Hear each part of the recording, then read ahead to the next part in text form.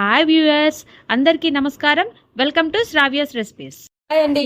ఇవాళ మన రెసిపీ మరవరాల మసాలా.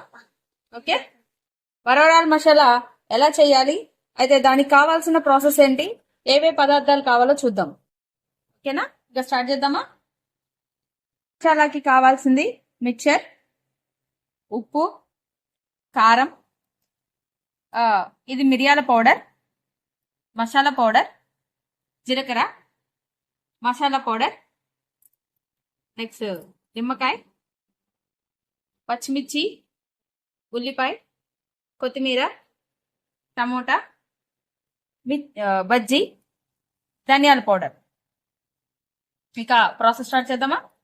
మరమరాలు, పచ్చిమిర్చి, ఉల్లిపాయ, ఒక బౌల్ తీసుకోండి.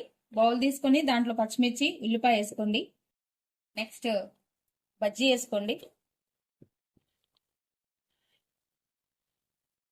ఓకే, టమోటా వేసుకోండి. టమోటా, మిక్చర్,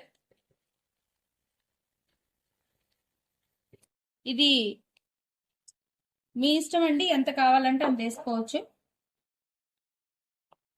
కొంచెం మిరియాల పొడి టేస్ట్ని బట్టి వేసుకోండి. ఘాటు స్పైసీ ఉంటుంది కదా, తినేదాన్ని బట్టి వేసుకోండి. నెక్స్ట్ ధనియాల పొడి, ఇది ఎక్కువ పడ్డా బాగానే ఉంటుంది, కమ్మగా ఉంటుంది.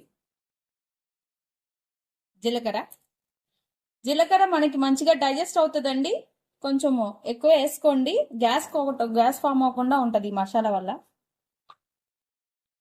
నెక్స్ట్ గరం మసాలా, స్పైసీని బట్టి పెంచుకోండి.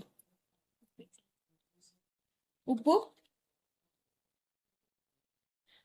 మీకు బజ్జీలో ఉప్పు ఉంటుంది, మిక్చర్లో ఉప్పు ఉంటుంది కాబట్టి కొంచెం వేసుకోండి. లాస్ట్లో ఒకసారి చెక్ చేసుకొని ఇంకొకసారి ఉప్పు వేసుకుందాం.